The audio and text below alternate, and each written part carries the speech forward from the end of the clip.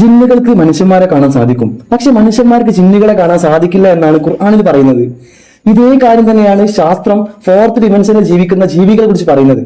അപ്പോൾ ഇത് തമ്മിൽ എന്തെങ്കിലും ബന്ധമുണ്ടോ? ശാസ്ത്രീയമായിട്ട് നമുക്ക് തെളിയിക്കാൻ സാധിക്കുമോ? ഒരിക്കലുമില്ല. കാരണം ലാബിലിട്ട് പരീക്ഷിക്കാൻ നമുക്കിവിടെ ജിന്ന് അവൈലബിൾ ഒന്നല്ല.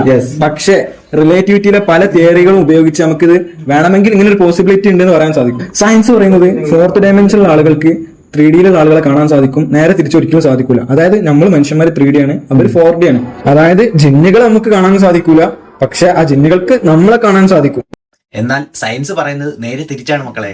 മനുഷ്യന് ജിന്ന്, വോഡ്ക, വിസ്കി ഇതൊക്കെ കാണാം, പക്ഷെ ജിന്നിന് നമ്മളെ കാണാൻ പറ്റത്തില്ല. കാരണം അതിരിക്കുന്നത് ഒരു 3 ഡയമെൻഷനുള്ള അലമാരയിലാണ്, എങ്കിലും അതിന് കണ്ണില്ല. ബാക്കി കോമഡി കൂടി കാണും. സിമ്പിളായിട്ട് പറയുകയാണെങ്കിൽ ഒരു നോട്ട്ബുക്കിൽ നമ്മളൊരു ഉറുമ്പിന്റെ ചിത്രം വരച്ചു. ആ ഒരു ഹൈപ്പോത്തറ്റിക്കൽ ആ ഉറുമ്പിന് ഒരിക്കലും നമ്മളെ കാണാൻ സാധിക്കൂല, പക്ഷെ നമുക്ക് അതിനെ കാണാൻ സാധിക്കും. അതുപോലെ തന്നെയാണ് ജിന്നുകൾക്ക് ഒരു ഹയർ ഡയമെൻഷനിലുള്ള ആളുകളാണ്, അവർക്ക് നമ്മളെ കാണാൻ സാധിക്കും, പക്ഷെ തിരിച്ച് നമുക്ക് അവരെ കാണാൻ സാധിക്കൂല. അതേതാണ് ഹിക്കാമാരെ ഫോർത്ത് ഡയമെൻഷനിൽ ജീവിക്കുന്ന ജീവികൾ? സയൻസിനെ കുറിച്ച് 5 പൈസയുടെ ബോധവും ഇല്ലെങ്കിലും ശാസ്ത്രം അങ്ങനെ പറഞ്ഞു, ശാസ്ത്രം ഇങ്ങനെ കണ്ടെത്തി എന്നൊക്കെ പറയുമ്പോൾ ആഹാ നമ്മുടെ മതപണ്ഡിതന്മാർ കിടുവാണല്ലോ എന്ന് ആളുകൾ ചിന്തിക്കും. അതുകൊണ്ടാണ് 3 ഡയമെൻഷൻ 4th ഡയമെൻഷൻ എന്നൊക്കെ പറയുന്നത്. എടാ മണ്ടൻ ഗുണപ്പന്മാരെ, 3 ഡയമെൻഷനിൽ ജീവിക്കുന്ന ജീവികൾ എന്നോ 4th ഡയമെൻഷനിൽ ജീവിക്കുന്ന ജീവികൾ എന്നൊന്നും യാതൊരു വ്യത്യാസവുമില്ല. നമുക്കറിയാവുന്ന ജീവികളെല്ലാം ഈ ഭൂമിയിലാണ് ഉള്ളത്. മനുഷ്യൻ 3 ഡയമെൻഷൻ, പൂച്ച 4th ഡയമെൻഷൻ, പട്ടി 5th ഡയമെൻഷൻ, അങ്ങനെ ഏതാണ്ട് സംഭവമാണ് എന്നാണ് ഈ മണ്ടൻ ഗുണാപ്പന്മാർ വിശ്വസിച്ചിരിക്കുന്നത്. അതിസങ്കീർണമായ ശാസ്ത്ര വിഷയങ്ങൾ വിശദീകരിക്കുന്നതിന് സയൻസ് ഉപയോഗിക്കുന്ന ചില വിശദീകരണങ്ങളാണ് ഇതൊക്കെ. അല്ലാതെ അങ്ങനെയൊക്കെ ജീവികൾ ഉണ്ട് എന്ന് കരുതുന്ന നിങ്ങളെക്കുറിച്ച് എന്ത് പറയാനാണ്? ഇനി പൊന്നിക്കമാരുടെ ഉദാഹരണത്തിലേക്കൊന്ന് പോകാം. പിന്നീട് ശാസ്ത്രം പറയുന്ന മറ്റൊരു പ്രത്യേകതയാണ് 4th ഡയമെൻഷനിലുള്ള ആളുകൾക്ക് ഒരു 3D ലോക്ക്ഡ് ആയിട്ടുള്ള റൂം, അതിൽ ചാവിട്ട് തുറക്കാതെ വാതിൽ പൊളിക്കാതെ ഉള്ളിൽ കയറാൻ സാധിക്കുന്നു. ഇതേ പ്രത്യേകത ജിന്നുകൾക്ക് ഉണ്ടെന്ന് നമ്മൾ പറയാറുണ്ട്. അപ്പോൾ സിമ്പിളായിട്ട് വിവരിക്കുകയാണെങ്കിൽ നമ്മൾ നോട്ട്ബുക്ക് എടുക്കുക, അതിലൊരു വൃത്തം വരയ്ക്കുക, അതിന് നടുവിലൊരു എറുമ്പിനെ വരയ്ക്കുക. ആ എറുമ്പിനെ ഒരിക്കലും ആ വൃത്തം ബ്രേക്ക് ചെയ്യാതെ പുറത്തേക്ക് എടുക്കാൻ കഴിയൂല. പക്ഷേ നമുക്ക് എന്താണ് സിമ്പിളായിട്ട് അതിന് നടുവിൽ നിന്ന് പിക്ചർ എടുക്കാം. എടാ മണ്ടൻ ഗുണാപ്പ, നിങ്ങൾ പുസ്തകത്തിൽ ഉറുമ്പിന്റെ പടം വരച്ചാലും ആനയുടെ പടം വരച്ചാലും അത് വെറും പടം മാത്രമാണ്. അല്ലാതെ അത് ഡയമെൻഷൻ വേറെ ആയതുകൊണ്ട് അതിന് കാണാൻ പറ്റില്ല എന്ന് പറയുന്നത് എന്തൊരു വെറുപ്പിക്കലാണ്.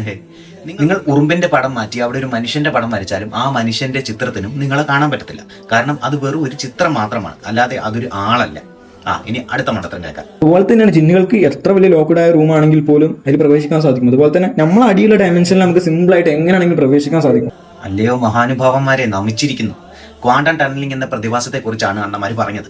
അതൊരു ഉദാഹരണമായി പറയുന്ന കാര്യമാണ്, അല്ലാതെ ആളുകളെ മുറിയിലിട്ട് പൂട്ടിയിട്ട് വാതിൽ തുറക്കാതെ പുറത്തു വരുന്ന മാജിക്കിനെ കുറിച്ചല്ല. അത് ഇലക്ട്രോണുകൾക്ക് അത് നിൽക്കുന്ന സ്ഥലത്ത് നിന്നും അതിനു ചുറ്റുമുള്ള മറ്റു വസ്തുക്കളിൽ യാതൊരു മാറ്റവും വരുത്താതെ അവയ്ക്ക് അതിന് പുറത്ത് കടക്കാൻ സാധിക്കും എന്നുള്ളതിന് മനസ്സിലാക്കാൻ വേണ്ടി പറയുന്ന ഒരു ഉദാഹരണം മാത്രമാണ് ഇത്. ഇവിടെ ഈ ക്വാണ്ടം ഇഫക്റ്റ് കാണിക്കുന്നത് ഇലക്ട്രോണുകൾ പോലെയുള്ള അതിസൂക്ഷ്മ കണികകളാണ്. അതിന് കാരണം അവയുടെ വലിപ്പക്കുറവാണ്. ഈ പ്രപഞ്ചത്തിലുള്ള എല്ലാ വസ്തുക്കളും ആറ്റങ്ങൾ കൊണ്ടാണ് നിർമ്മിച്ചിരിക്കുന്നത്. ഒരു ആറ്റത്തെ ഒരു വലിയ ഫുട്ബോൾ ഗ്രൗണ്ടായി താരതമ്യം ചെയ്താൽ ആ ഗ്രൗണ്ടിൽ അവിടെയും ഇവിടെയും ചിതറിക്കിടക്കുന്ന 4-5 കടുകുമണികൾ പോലെയുള്ള ഇലക്ട്രോണുകൾ, ബാക്കി സ്ഥലം മുഴുവൻ ശൂന്യതയാണ്. അതുകൊണ്ടാണ് ഇങ്ങനെയുള്ള ആറ്റങ്ങൾ കൊണ്ടുണ്ടാക്കിയ ഈ പ്രപഞ്ചത്തിലെ ഏതൊരു വസ്തുവിനും ഇടയിലൂടെ ഇലക്ട്രോണിന് കടന്നു പോകാൻ സാധിക്കുന്നത്. അല്ലാതെ അത് ജിന്നും വോഡ്കയും അടിച്ചിട്ട് വരുന്നത് കൊണ്ടൊന്നുമല്ല. ഇവന്മാരെ കുറ്റം പറഞ്ഞിട്ട് കാര്യമില്ല. ഈ മദ്രസകളിൽ നിന്നും സയൻസ് പഠിക്കുന്നതിന്റെ ഒരു പ്രശ്നമാണ് ഈ കാണുന്നതൊക്കെ.